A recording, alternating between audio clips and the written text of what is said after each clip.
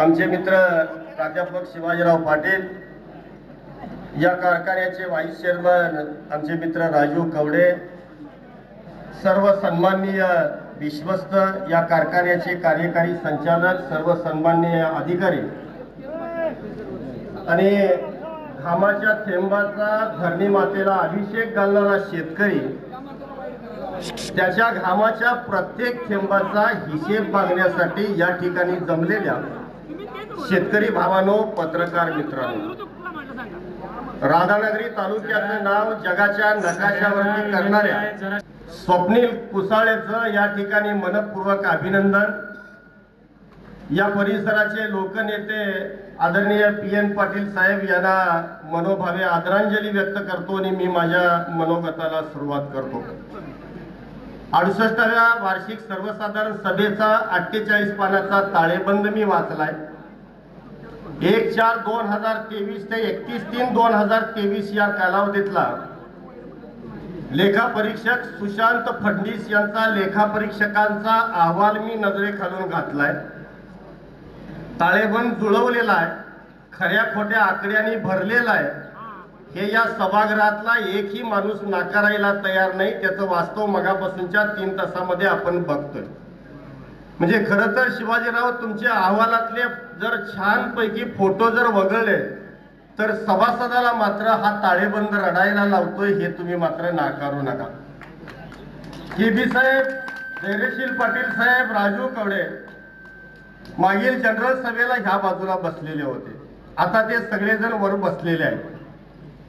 पण राजकारणाचं गणित साहेब तुम्ही जुळवलं, पण राजकारणाचं गणित जुळवल्यानंतर कर्जाचा डोंगर कमी झाला का, याचं उत्तर केबी साहेबांनी खरं तर द्यायला पाहिजे असं मला वाटतंय।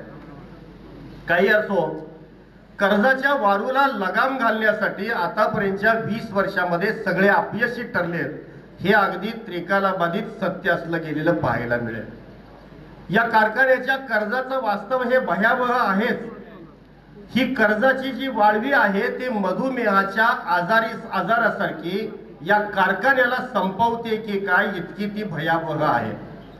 म्हणजे ही वाळवी हा कारखाना गिळंकृतच करतोय की काय, इथपर्यंत तिची मजल गेलेली पाहायला मिळते।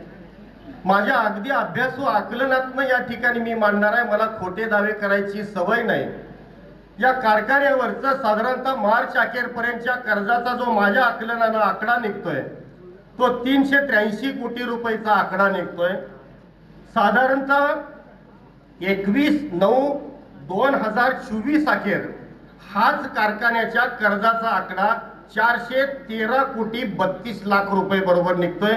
विश्वनाथ पाटील साहेबांनी या बाबतीत मला साधारणतः सांगायला हरकत नाही। एक गोष्ट लक्षामध्ये घ्या की 383 कोटी रुपये मार्च अखेरचं कर्ज आणि साधारणतः 348 कोटी 85 लाख रुपये हे साधारणतः जिल्हा बँकेकडून तुम्ही केलेली उचल। म्हणजे 383 कोटी आणि 348 कोटीचा जर आकडा तुम्ही बघितला तर येणाऱ्या गळीत हंगामासाठी तुम्हाला फार फार तर 33 ते 34 कोटी रुपये शिवाजीराव उपलब्ध होणार आहेत। आणि ह्या पैशामध्ये येणारा गळीत हंगाम तुम्ही नेटानं पुढे नेऊ शकणार का, आणि तो कसा नेणार, याचं उत्तर या सभागृहाला तुम्हाला द्यावं लागेल। लक्षात घ्या, उद्याच्या साधारणतः गळीत हंगामामध्ये कारखाना चालवणं हे शिवाजीराव फार मोठं, या कर्जाच्या भयाचे आकडे जर बघितले तर ते मोठं शिवधनुष्य आहे। ते तुम्हाला पेलायची संधी खरं तर या परिसरातल्या शेतकऱ्यांनी द्यावी, एवढंच मी म्हणेन। म्हणजे हा जो व्याजाचा भस्मासूर आहे हा या कारखान्याला गिळंकृत करतोय। साधारणतः 39 कोटी 63 लाख रुपये या वर्षीचं व्याज आहे। म्हणजे 39 कोटी 63 लाख रुपये व्याजाचा जर आकडा तुम्ही काढला आणि जिल्हा बँकेचा साधारणतः व्याज दर जर तुम्ही काढला तर बरोबर कर्जाचा आकडा हा परफेक्टपणाने तुमच्या नजरेसमोर येईल। त्याच्यासाठी वेगवेगळे दावे करायची गरज नाही। साधारणतः गतवर्षी हेच व्याज आपण 37 कोटी रुपये इतकं भरलं, या वर्षी मात्र 2 कोटी 63 लाख रुपये व्याजामध्ये आपले जादा गेलेले पाहायला मिळतात।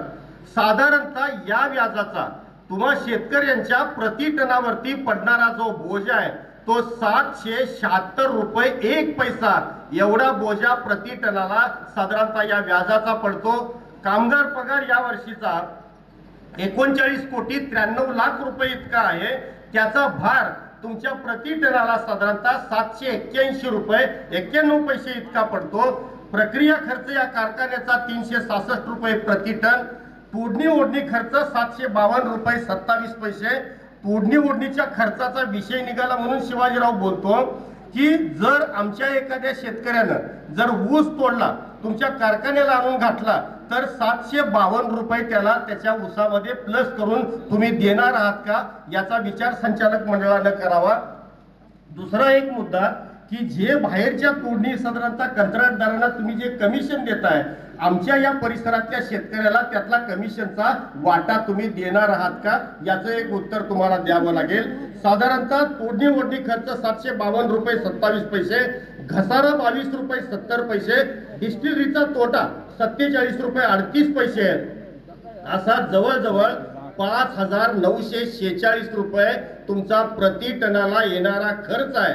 आणि साखर मळी मोल्याशीस बगॅस मधून तुम्हाला साधारणतः मिळालेली जो आकडा आहे तो 4,720 रुपयाचा आहे। म्हणजे टनाला 1,226 रुपयाची साधारणतः तूट येते आणि या 1,226 रुपयाच्या तुटीनुसार या वर्षी तुम्हाला झालेला जो तोटा आहे तो 62,60,09,000 रुपयाचा हा तोटा असला गेलेला पाहायला मिळेल। हा पेलणारा शिवाजीराव आपल्याला आकडा नाही, त्यामुळं या वर्षी गतवर्षीपेक्षा 63 कोटी रुपयानं कर्ज तुम्हाला वाढलेलं पाहायला मिळेल। गत साधारणतः 7 वर्षामध्ये जर कर्जाचे आकडे तुम्ही बघितले म्हणजे 2016-17ला प्रशासकीय काळामध्ये 187 कोटी 68 लाख एवढं कर्ज होतं। 2017-18ला 207 कोटी 48 लाख रुपये झाले, त्यावेळेला PN पाटील साहेब सत्तेवरती होते। 2018-19ला 271 कोटी 83 लाख झालं, म्हणजे या वर्षी 66 कोटीनं वाढलं। 2019-10ला 63 कोटीनं वाढलं, 2020-21ला 13 कोटीनं वाढलं, 2021-22ला ते 15 कोटीनं वाढलं आणि बरोबर 2024ला साधारणतः अगदी 21/9/2024 अखेर साधारणतः हे कर्ज 413 कोटी 32 लाखावर जर धरलं तर आज अखेर या कारखान्यावरती या वर्षामध्ये वाढलेल्या कर्जाचा आकडा हा 86 कोटी 7 लाखाचा असला गेलेला तुम्हाला पाहायला मिळेल। हे अगदी अभ्यासू पूर्णपणे आकडे असले गेलेले पाहायला मिळतील। पान नंबर 33 आणि 34 वरती सगळेच जण बोलले, जुळवलेल्या ताळेबंदावरती सगळेच बोलले की या 33 आणि 34 नंबरच्या पानावरती असणारे जे आकडे आहेत जवळजवळ 112 ते 113 कोटी रुपये हे येणे रकमा दाखवून हा ताळेबंद जुळवला गेलेला पाहायला मिळतो। अगदी एकच पान नंबर 34 वरती असणारा 103 कोटी 54 लाख रुपयाचा ऊस विकास निधीचा आकडा हा खरं तर मला वाटतंय त्या फडणवीस साहेबांच्या डोक्याची कमालच आहे। मला असं वाटतंय की बुद्धिवादाची बुरशी चढलेल्या या लेखा परीक्षकांचं आभार मानण्यापलीकडं मी त्यांना दुसरा शब्द देऊ शकत नाही। कारखाना साधारणतः सभासदांची जी संख्या आहे ती 42,754 इतकी आहे। शेअर संख्या साधारणतः 43,893 इतकी आहे। ब वर्गाचा आकडा हा साधारणतः 759 रुपयाचा आहे आणि आतापर्यंत तुम्ही दिलेल्या शेअर्स मध्ये 20 कोटी 68 लाख रुपये वाढीव सभासदांच्याकडून येणं आहे। माझा असा प्रश्न आहे की तुम्ही उधारीवरती शेअर्स दिले का निवडणुका जिंकण्यासाठी हे खेळ करणं तुम्हाला गरजेचं होतं, याचं उत्तर शिवाजीराव तुम्हाला द्यावं लागेल। आणि जर 42,654 एवढे जर तुमचे सभासद असतील तर कारखान्याला फक्त 15 ते 16,000च सभासद ऊस कसे काय घालतात, मग साधारणतः एवढे सभासद करण्यापाठीमागचा तुमचा हेतू काय याचं तुम्हाला उत्तर द्यावं लागेल। साधारणतः या वर्षी 5,10,789 टनाचं क्रशिंग झालं। 3200 रुपयाच्या दराने साधारणतः 163 कोटी 42,46,000 रुपये तुम्हाला द्यावे लागले। आकडा पुन्हा एकदा बघा, 163 कोटी 42,46,000 एवढं साधारणतः तुम्हा सगळ्या शेतकऱ्यांचा भागातील ऊस गेल्यानंतर तुम्हाला पैसे मिळाले। मी सांगितलेला साधारणतः जो कर्जाचा आकडा आहे म्हणजे तुम्ही सभासदांनी 3 वर्ष फुकट जरी कारखान्याला ऊस घालवला तरी कारखान्याचं कर्ज सर्जेराव नील होईल असं मला वाटत नाही। फक्त वास्तव मात्र नजरेसमोर घ्या आणि भविष्यातली वाटचाल कशी करायची हे एकदा तुम्ही ठरवा। म्हणजे गेली 15-20 वर्ष मी टाहो फोडून तुम्हाला काही सांगतोय, तुम्ही ऐकताय का? तुम्ही ऐकायच्या मानसिकतेमध्ये ऐकाय. इथं मागल्या वेळेला आमच्याकडे भाऊ सोबत होते, अशोकराव होते, राजू होते, आज सगळेच ते वर आले. आता कुठं हंबीरराव, काका, जनार्दन आम्हीच राहिलोय, लक्षात घ्या. आम्हाला तेवढं वर घ्या, म्हणजे शिवाजीराव उद्याच्या काळात तुमच्या विरोधात कोणी बोलायचीच गरज नाही. अरे पण हे सावरलं पाहिजे, लक्षामध्ये घ्या. हे सावरण्याची तुमची काही शस्त्र आहेत का? आम्ही सांगतोय ती शस्त्र तुम्ही वापरायचा प्रयत्न करताय का? मला सांगा तुमचं शेती खातं नेमकं काय करतंय?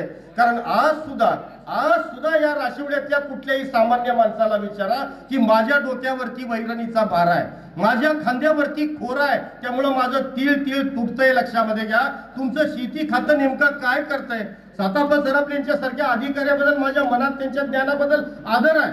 पण मला सांगा 7 ते 8 हजार हेक्टर वरती आपल्या साधारणतः परिसरामध्ये ऊस आहे.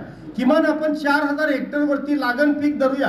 4,000 हेक्टर म्हणजे साधारणतः 10,000 एकर रानावरती आम्ही जर लागण केली तर 10,000 एकराला साधारणतः एकरी 6 ते 7 हजार रोपाप्रमाणे किमान 6 ते 7.5 कोटी रोप तुम्हाला तयार करता येऊ शकतात. चांगलं बियाणं शेतकऱ्यांना तुम्हाला देता येऊ शकतंय. अगदी नाममात्र 6 कोटी जरी तुम्ही रोपं केली तरी 12 कोटी रुपये 2 रुपयाच्या हिशेबानं तुमच्याकडे जमा होऊ शकतात. अगदी 25% जर तुम्ही नफा त्याच्यामधला जरी पकडला तरी शेती खातं कारखान्याला वार्षिक 3 कोटी रुपये मिळवून देऊ शकतात. तुम्ही डिस्टिलरीचा मोठा या ठिकाणी कांगावा करताय. मला सांगा अभ्यासूपणानं संजय पाटील साहेब की फार तर तुमची डिस्टिलरी ही 7 ते 8 कोटी रुपयाचा दबाव कमी करू शकेल. अरे पण तुमच्या हातातलं शेती खातं 3 कोटी रुपयाचा जर दबाव करायला कारणीभूत ठरलं आणि आम्हाला जर मला सांगा चांगलं बियाणं मिळालं तर आम्हाला नको त्या फार्म हाऊस वरती जाऊन बियाणं आणायची काय गरज आहे मला सांगा बरं. तुमच्याकडे नाही म्हटलं तरी 16-17 एकराचा फार्म आहे आणि बियाण्यासाठी तुम्हाला काही जमीन पाहिजे असेल तर चांगल्या शेतकऱ्यांची बियाण्यासाठी तुम्ही जमीन घेऊ शकता आणि तिथे एखादा आदर्शवत फार्म उभा करून या शेतकऱ्याला न्याय देऊ शकता. पण हे लक्षामध्ये होत नाही. तुमचं शेती खातं आमच्या शेतकऱ्याच्या बांधावरती कधी यायलाच तयार नाही. शिवाजीराव, तुमचं जर हार्ट कोणतं असेल तर कारखान्याचं शेती खातं आहे, ते शेती खातं पहिल्यांदा सक्षम करा. मागील वर्षीचं साधारणतः जनरल सभेमधलं माझं भाषण तुम्ही काढा. मी तुम्हाला काही उपाय सुचवलेले होते. त्यातला एक उपाय असा होता की आज मला सांगा जग बदलतंय, जगाची जीवनशैली बदलायला लागलेली आहे. अरे जो वारणेने एकदा प्रयोग केलेला होता टेट्रा पॅक मध्ये उसाचा रस द्यायचा, तो प्रयोग त्यांचा जरी सक्सेस झालेला नसला तरी 1 महिन्याच्या कालावधीमध्ये एक छानपैकी साधारणतः तज्ञांचा सल्ला घेऊन जर टेट्रा पॅकचा जर प्रयोग तुम्ही राबवला आणि इथून आमच्याकडे गोवा कितीतरी जवळ आहे, लक्षामध्ये घ्या. आणि या मॉलमध्ये या सगळ्या साधारणतः परिस्थितीमध्ये जर रसाची विक्री तुमची जर टेट्रा पॅक मधून झाली तर शिवाजीराव, मला विश्वास आहे तुमचं 400-450 कोटी रुपयाचं कर्ज हे एखाद्या सीझन मध्ये सुद्धा रिकामं होऊ शकतं. आज मला सांगा काकवीचा आहारामध्ये मोठ्या प्रमाणामध्ये वापर होतोय. तुमच्या कारखान्यात संजय पाटील साहेब काकवी निघते की नाही हो? अरे मला सांगा मॉल मध्ये ऑर्डर घ्या, तुमचं मार्केट जरा साधारणतः सक्षम करा आणि जर काकवीची ऑर्डर तुम्ही हातामध्ये घेऊन त्या माध्यमातून थोडा जर न्याय मिळवायचा म्हटला तर तुम्हाला 100% न्याय मिळू शकतो. मला सांगा तुमच्या कारखान्यातून कच्चा गूळ तयार होऊ शकतो की नाही? तयार होऊ शकतो. आज जगाची मागणी जी आहे ती सल्फर लेस साखरेची मागणी आहे. अरे सल्फर लेस साखर मला सांगा, अगदी आम्ही चहामध्ये साधारणतः मला वाटतं कुठेतरी आपण सयाजीला गेलो किंवा ऑर्चिड हॉटेलला वगैरे गेलो तर चहामध्ये घालण्यासाठी बारक्या छोट्या पुढे असतात बघा, तुम्हाला किलोचा दर त्याला मिळू शकतो. लक्षात घ्या, तुम्हाला मार्केटची नवतंत्र शोधल्याशिवाय शिवाजीराव तुम्ही या कर्जातून कदापि बाहेर पडू शकणार नाही. तुम्ही माझे जीवाभावाचे नातलग मित्र जरी असला तरी मी खोट्या आश्वासनामध्ये तुम्हाला वावरा असा दावा मी कदापि करणार नाही. तुम्हाला यातून बाहेर पडण्याची शस्त्र ही तुमच्या बुद्धिबळावरती तुम्हाला शोधावी लागतील, अन्यथा या तुम्ही जंजाळातून बाहेर पडू शकत नाही. कारण दरवर्षी साधारणतः 50-60-70 कोटी रुपयाचा बोजा वाढतोय आणि मग मला सांगा आम्ही दावे करतोय की आम्ही प्रामाणिकपणाने कारभार केला. तुम्ही साधारणतः मगाशी मला वाटतं धीरजने जो मुद्दा मांडला, काय 4-2 लाख रुपये आणि 15-20 लाख रुपयानं तुमच्या भत्त्यानं या कारखान्याचं काहीच वाईट होऊ शकत नाही. मला त्याबद्दल काही म्हणायचं नाही. लक्षात घ्या, किमान भट्टीच्या कापडाचा तरी पांडू पैसे मिळायला पाहिजे ह्या मताचा मी सुद्धा आहे, लक्षामध्ये घ्या. पण एका बाजूला 5-10 लाख रुपये वाढत असताना आम्हाला काही वाटत नाही, पण हा जो 60-70 कोटी रुपयाचा जो वर्षाला दबाव पडतोय ना त्याच्यावरती तुम्ही काही शस्त्र शोधणार आहात का? मला सांगा काही करत नाही तुम्ही. आज तुम्ही वारणेची आलेली एक जाहिरात बघा शिवाजीराव, मार्चच्या पुढे 50 टन ऊस पाठवणाऱ्या शेतकऱ्याला त्यांनी बुलेट लावलेली आहे, लक्षात घ्या, स्प्लेंडर लावलेली आहे. ह्या स्पर्धा उद्याच्या काळात वाढत राहणार आहे आणि ह्या स्पर्धेला तुम्ही सामोरं जाणार आहे का? आज साखरेचं जग कुठं चाललंय मला सांगा. तुम्ही जगातला जर साखर उद्योग मी तुमच्या समोर ठेवायला लागलो तर तुमचे डोळे किती लक्षामध्ये घ्या. अरे जपानच्या सोनी कंपनीनं साखरेपासून बॅटरी तयार केली, कारण साखरेमध्ये जी ऊर्जा आहे ना ती कोणत्याच घटकामध्ये तेवढी ऊर्जा नाही. आणि हिताची कंपनीनं ती बॅटरी आपल्या लॅपटॉपमध्ये वापरली. ब्राझीलनं एनर्जी केअर नावाची ऊस जात तयार केली आणि हेक्टरी साधारणतः 250 ते 300 टनाचं उत्पादन काढून ब्राझीलमधल्या शेतकऱ्यांना न्याय दिला. अशी तुम्ही एखादी ऊसाची जात आणून शेतकऱ्यांना न्याय देऊ शकाल का? तुम्ही 3000 रुपये नव्हे 2500 रुपये दर दिला तरी 100 टन ॲव्हरेजला आम्हाला तो परवडतोय ना. पण आमच्याकडे मात्र जवळजवळ 25 वर्षाचं 838032 आणि त्या साधारणतः रोपवाटिकेनं जे दिल ते आम्ही लावायचं, मग 1.25 टनाच्या पुढे आम्ही काय जायलाच तयार नाही. हे कुठेतरी बघा. आज इंग्लंडमध्ये बग्यासपासून टिकाऊ विटा, बग्यासपासून स्लॅब तयार करायचं तंत्र विकसित झालेलं आहे. साखरेपासून आज ब्राझीलनं इको फ्रेंडली प्लॅस्टिक तयार चालू केलेलं आहे.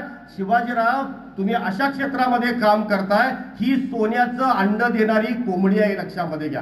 तुम्ही फक्त चालवायला कमी पडताय, तुम्ही तुमचं बुद्धिबळ त्या ठिकाणी वापरू शकत नाही. ह्या तुमच्या साखर उद्योगातल्या मर्यादा घ्या. माझी एवढी शिवाजीराव तुम्हाला विनंती आहे, आमच्यासाठी कारखाना चालवू नका. निदान तुमच्या पोरांना संचालक व्हायसाठी तरी हा कारखाना तुम्हाला टिकवता येतोय का बघा. हे टिकण्यासारखं आहे असं मला वाटत नाही. अरे मद्याचे एवढे ब्रँड जगभरामध्ये आहेत, फक्त ऊसापासून तयार होणारे मद्याचे ब्रँड बघा. कॅमिकरा रम नावाचा जागतिक ब्रँड चालतो, लक्षात घ्या. 750 मिली बॉटलची किंमत साधारणतः 6500 ला आहे. शिवाजीराव तयार करा, सभासदांना 50% रकमेवरती देऊया, इथं साधारणतः तुमचा ग्राहक तयार होऊ शकतोय.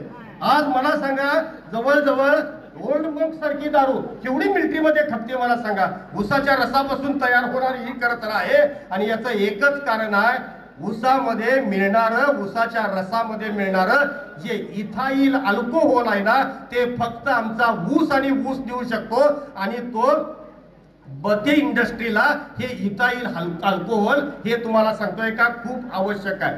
तुम्ही फक्त या कारखान्याच्या काशेत बसण्यासाठी भांडायला लागलाय. वैरण कुणी आणायचं आणि शेण कुणी काढायचं याच्यासाठी तुमचं भांडण शिवाजीराव व्हायला पाहिजे, हा माझा दावा आहे. खुर्च्या उभवायचं मित्रांनो काम करू नका. या साधारणतः मुलांच्या अपेक्षा वाढलेल्या आहेत. ही पोरं आमची आता शेतीमध्ये यायला तयार नाहीत. आज सुद्धा म्हणजे माझ्यासारखा शेतकरी साधारणतः 250 ते 300 टन ऊस घालवतोय. 300 टन ऊस घालवून मला हिशेब केल्यानंतर 3 लाख रुपये सुद्धा जर राहत नसतील तर शिवाजीराव, माझ्या पोरानं शेतीवरती का काम करावं याचं उत्तर तुम्हाला द्यावं लागेल. उद्याच्या काळामध्ये आमची पोरं शेतीमध्ये राहणार नाहीत आणि आमची पोरं जर शेतीमध्ये नाही राहिली तर तुम्हाला ऊस कोण घालणार? आणि हे सगळं तुमच्या कारखान्याचं साधारणतः सभासद, कामगार यांचं सगळं कसं चालणार बघा. कामगार मित्रांनो, पहिल्यांदा कारखाना बुडाला की पहिल्यांदा तुमची घरं बुडणार आहेत हे लक्षामध्ये घ्या. कारण ते जे आकडे आहेत ना ते बारकाईवांशी कुठंतरी जरा बघा असं मला वाटतंय. खरं तर तुम्हाला मिळणारे पगार म्हणजे इथं कारखान्यातल्या अगदी क्लास 1 ऑफिसरला जेवढा पगार मिळतोय ना तेवढा भोगावती कॉलेजमध्ये 10 वर्ष काम केलेल्या शिपायाला तेवढा पगार मिळतोय. तुमचे पगार भावांनो जास्त नाहीत, पण हे कुठेतरी गणित साधारणतः बसायला पाहिजे, हे माझं प्रामाणिक मत आहे. इथं केबी पाटील साहेब इथं उपस्थित आहेत, त्यांना मला एक मात्र प्रश्न विचारायचा आहे की केबी साहेब, 22 कोटी 76 लाख रुपये तुम्ही बँक ऑफ इंडियाचं काढलं, चांगली गोष्ट आहे, लक्षात घ्या. त्याचं व्याज जवळजवळ 18 कोटीवर गेलं, म्हणजे ते 40 कोटीवरती गेलं. आणि त्यानंतर तुम्ही सेटलमेंट 11 कोटी 88 लाख रुपयाला केली. तुम्हाला सांगतो कारखान्याचं तुम्ही 28 कोटी रुपये वाचवलं. केबी साहेब, अशी एखादी बँक बघा आणि एक 8 कोटी रुपये काढा आणि ते जनार्दन म्हणतोय तेवढं मागलं 200 रुपये द्या. सेटलमेंट नंतर शिवाजीराव करतोय, लक्षात घ्या, 1.5-2 कोटी रुपयेवरती सेटलमेंट होती. आणि याच्या पुढे जाऊन जर तुमचा दबाव असेल तर 400 कोटी कोण देतोय का बघा. एखादी बँक सेटलमेंट शिवाजीराव करून 150-2 कोटीवरती हे सगळं गुंडाळतंय का बघूया, लक्षात घ्या.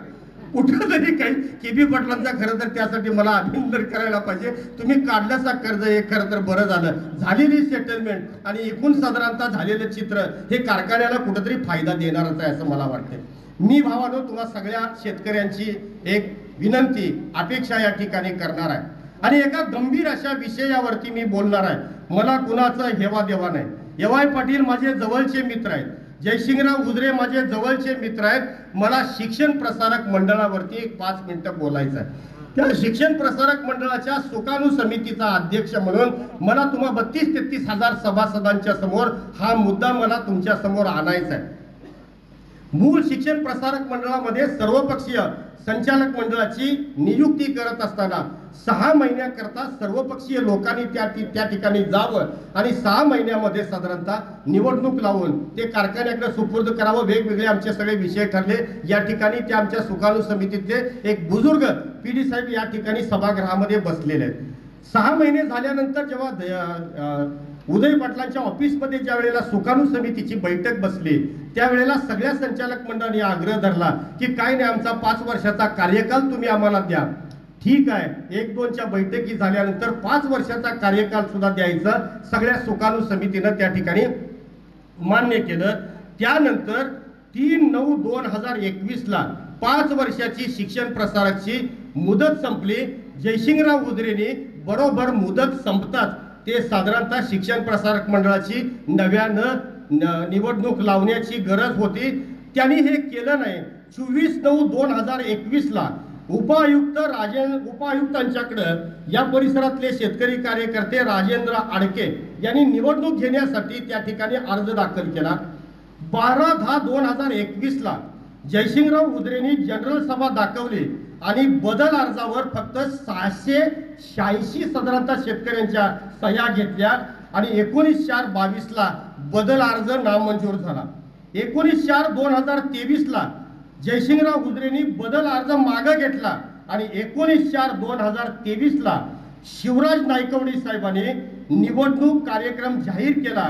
या निर्णयाला माननीय बबन पाटील यांनी स्टे दिला आणि 31/8/2023ला धर्मादाय आयुक्तांनी संचालक मंडळ बेकायदेशीर ठरवून यांचे अधिकार काढून घेतले. या आदेशाविरुद्ध सुद्धा बबन पाटील हायकोर्टामध्ये गेले आणि आता हे सगळं घोडं हायकोर्टामध्ये पेंडिंग आहे. मला सांगा, तुमचा कार्यकाल पूर्ण झाला, त्यानंतर आणखी 2 वर्ष तुम्ही घेतली. या परिसरातल्या 32,000 सभासदांच्या भावनेशी शिक्षण प्रसारक मंडळाचे विश्वस्त खेळतायत, लक्षात घ्या. त्या सुकाणू समितीचा अध्यक्ष म्हणून माझी काही जबाबदारी आहे की जयसिंगराव हुजरे, गोपाळराव हुजरे साहेबांचं आम्ही आदरानं नाव घेतो की शेतकऱ्यांच्या अगदी 500 रुपये अगदी त्यांच्या शेअर्सचे सुद्धा परत करणारा या परिसरातला एक बुजुर्ग नेता म्हणून त्यांच्याविषयी आम्हाला आदर आहे. खरंच जर गोपाळराव हुजरेंचे साधारणतः तुम्ही सुपुत्र असाल आणि आहातच, माझी तुमच्याकडे एक साधारणतः मागणी आहे की तुम्ही हे शिक्षण प्रसारक मंडळ आहे ह्या 32,000 शेतकऱ्यांच्याकडे तुम्ही सुपूर्द करा. कारण शिक्षण प्रसारकाच्या घटनेमध्ये सुद्धा एक कलम असा आहे की शिक्षण प्रसारक मंडळ आणि भोगावती सहकारी साखर कारखान्याचे सभासद हे दोन्हीकडे एकच सभासद आहेत. त्यामुळे या 32,000 सभासदांच्या भावनेशी तुम्ही खेळू नका. अनेक बैठका झाल्या. जयसिंगराव, तुम्ही आम्ही बसून घटना दुरुस्ती केली. PD साहेब सभागृहामध्ये उदय पाटलांच्या ऑफिसमध्ये घटना दुरुस्तीचा एक मसुदा आम्ही तयार केला. घटना समितीच्या मसुद्याचं त्या ठिकाणी आम्ही वाचन केलं. भोगावती महाविद्यालयामध्ये जवळजवळ त्याच्यावरती 2 ते 3 बैठका झाल्या. सगळ्याला जयसिंगरावांनी होकार दिला. शेवटी राहिलेल्या काही गोष्टीवरती जयसिंगरावांच्या मंगळवार पेठेतल्या ऑफिसमध्ये जाऊन मी जवळजवळ 4 वेळा बसून ते सगळं तयार केलं आणि सादरच जयसिंगरावनी केलं नाही. तिथं ही घटना दुरुस्ती साधारणतः अडकली. परत जयसिंगरावनी एक गेम केली की परत 5 वर्षाकरता निवडणूक दाखवून आम्हीच परत पदसिद्ध कसे आहोत हाही साधारणतः माया बाजार त्यांनी केला आणि आज हायकोर्टामध्ये त्याचे आता जोडे झिजवावे लागत आहेत. आणि आता एकच जयसिंगराव, तुम्हाला मी शेवटचा फक्त आता सल्ला देतोय की मी आता तुमच्याकडे काहीच मागणार नाही, कारण तुमच्या बरोबर आमच्या अनेक वेळा बैठका झालेल्या आहेत.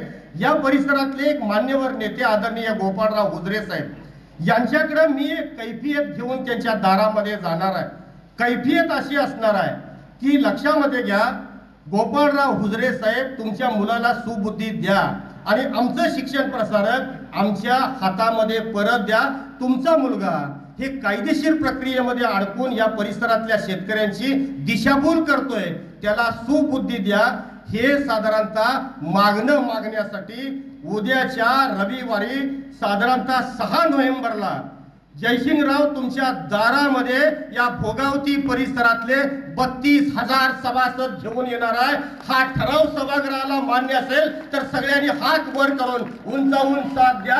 आमचं शिक्षण प्रसारक जयसिंगराव आम्हाला परत करा, अन्यथा तुमच्या दारामध्ये उद्याच्या 6 नोव्हेंबरला येणार आहे। शिवाजीराव, या कारखान्याचे तुम्ही चेअरमन आहात, तुम्ही जर आमच्या बाजूने असाल, ह्या विचाराच्या जर बाजूने असाल तर जयसिंगरावांच्या दारामध्ये तुम्हा सगळ्या विश्वस्तांना यावं लागेल। जे येतील ते आमचे असं म्हणेन आम्ही, जे येणार नाही ते जयसिंगरावांच्या बाजूचे आहेत। हे अगदी दूध का दूध आणि पाणी का पाणी म्हणून वेगळं होईल। निर्णय क्रमांक 1।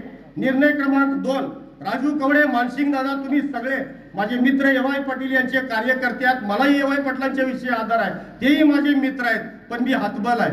माझी दुसरी मागणी अशी आहे की एवाय पाटलांच्या बरोबरच्या बैठकीमध्ये 6 महिन्यामध्ये हा साधारणतः शिक्षण प्रसारकाचा प्रश्न मिटवायचा। हे ठरल्यानंतर जयसिंगरावांना अध्यक्षपद दिलेलं होतं एवाय पाटील साहेब, त्यानंतर 7 वर्षामध्ये तुम्ही जयसिंगरावला का जाब विचारला नाही, म्हणून 6 तारखेला 12 ते 3 या वेळेमध्ये जयसिंगरावांच्या दारात आम्ही असतो। 3 ते 6 या वेळेत 16 अंकुरला एवाय साहेबांच्या दारामध्ये आम्ही निदर्शनं करणार आहोत। एवाय साहेबांना एवढंच सांगतो, एवाय साहेब अजूनही तुमच्यामध्ये काही जर असेल लीडर पण तर जयसिंगरावांच्या हाताला धरा आणि उद्याच्या 6 नोव्हेंबरच्या आजपासून 8 दिवसाचा तुम्हाला अवधी देतोय।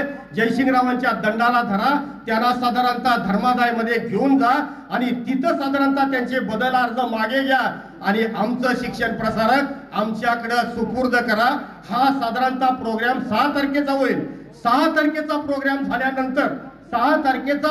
झाल्यानंतर 7 आणि 8 दसऱ्याचा कार्यक्रम आहे, सणाला दारात आम्ही येणार नाही, पण 7-8 नंतर सगळ्या विश्वस्तांच्या दारामध्ये सुद्धा जामदार पाटील या परिसरातल्या 5,000 शेतकऱ्यांना घेऊन निदर्शनं करणार आहे। परित्यातनं सुरुवात होईल, कुरुकलीमध्ये बबन पाटलांच्या दारात निदर्शनं होतील। तिथं गेल्यानंतर सर्जेराव, आम्ही एक अर्ज केलाय, तुम्ही त्याच्यावरती सह्या केल्या, तुमच्या दारात आम्ही येणार नाही, पण कोथळीमध्ये सुद्धा आमचा साधारणतः सहकारी जर आमच्या मताशी ठाम नसेल तर विलास पाटलाच्या दारामध्ये जाताना सुद्धा जामदार पाटीलची जीभ आकडणार नाही।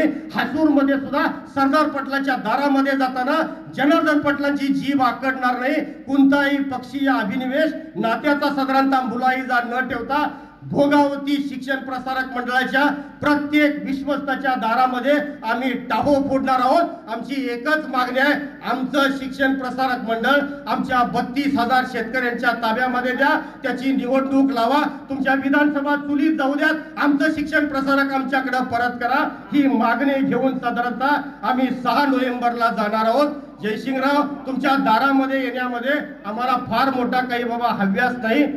6 ऑक्टोबरला आता 6 ऑक्टोबरला तुमच्या दारात यायला आम्हाला आनंद वाटत नाही।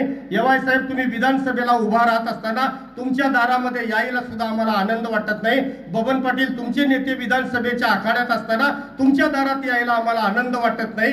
फक्त आमची अपेक्षा एवढी आहे, तुमचा कार्यकाल पूर्ण झालाय, कार्यकाल पूर्ण होऊन 2 वर्ष झाल्यात, तुझा खरं तर बबन मी शिक्षक आहे, वडिलाला तुझ्या दारामध्ये येऊन न्याय मागायला लागतोय, ही वेळ तुम्ही आमच्यावरती बबनराव आणायला नको होती, ही माझी अपेक्षा आहे, लक्षामध्ये घ्या। कारण या स्टेजवरती बसलेल्यामध्ये सुद्धा किमान 25% संचालक हे मला विद्यार्थी लागतात, लक्षामध्ये घ्या। मला तुमच्या दारात यायची वेळ आणू नका। आतापर्यंत या जामदार पाटलांना ह्या हाताला कधी भ्रष्टाचाराचा लवलेश लागू दिलेला नाही, कुणाचं कारण नसताना मी कधी उपमर्द केलेला नाही, पण शिक्षण प्रसारक मंडळाच्या सुकाणू समितीचा अध्यक्ष या नात्यानं हे शिक्षण प्रसारक मंडळ या शेतकऱ्यांच्या ताब्यामध्ये देणं हा माझा खरं तर भावानो मला माझा नैतिक कुठेतरी अधिकार वाटतोय आणि तो मी बजावल्याशिवाय राहणार नाही। त्या संदर्भात मी एक पत्र तयार केलेलं आहे। माननीय धर्मादाय आयुक्त कोल्हापूर, अर्जदार कोण विश्वस्त असतील त्यांनी आपलं नाव लिहावं। भोगावती शिक्षण प्रसारक मंडळ कुरुकली याच्या निवडणुकीबाबत महोदय, वरील विषयास अनुसरून मी 2016 ते 2021 या कालावधीत विश्वस्त होतो, त्यानंतर आम्ही संस्थेची सर्वसाधारण सभा दाखवून 2021 ते 2026 निवडणूक झाल्याचे दाखवून आम्ही विश्वस्त झालो होतो, पण ती निवडणूक कोर्टाने रद्द ठरवून धर्मादाय कार्यालयामार्फत निवडणूक घेण्यास सांगितले असल्याने आम्ही घेतलेल्या निवडणूक बेकायदेशीर असल्याचे मान्य करून धर्मादाय कार्यालयामार्फत निवडणूक घेण्यास माझी संमती आहे। जो विश्वस्त याच्यावरती सही करेल त्याच्या दारामध्ये आम्ही येणार नाही, पण जो करणार नाही त्याच्या दारामध्ये मात्र येऊन एकदा शेवटचा तुम्हाला सांगतोय का एल्गार पुकारून या परिसरातल्या शेतकऱ्यांना न्याय दिल्याशिवाय जालंधर पाटील स्वाभिमानी शेतकरी संघटनांनी या परिसरातला शेतकरी स्वस्थ बसणार नाही। तुम्ही माझ्या सोबत येणार का एवढंच फक्त सांगा, हात वर करून सगळ्यांनी सांगा की आम्ही येणार आहोत। हा शेवटचा एल्गार असेल, नाहीतर शिक्षण प्रसारक मंडळ तुम्हा शेतकऱ्यांचं नाही हे लक्षामध्ये घ्या। कारण धर्मादायचे ठिसूळ कायदे त्याचा आधार घेऊन हा जो जयसिंगरावांनी कायद्याच्या बडग्यामध्ये अडकवण्याचा हा जो प्रयोग केलाय ना, तो पाठीमागलाच खरं तर शिरस्त आहे, पण पुढे आता आम्ही तो चालू देणार नाही एवढंच या ठिकाणी सांगतो। शांतपणाने मला ऐकून घेतल्याबद्दल तुम्हा सगळ्यांना धन्यवाद देतो।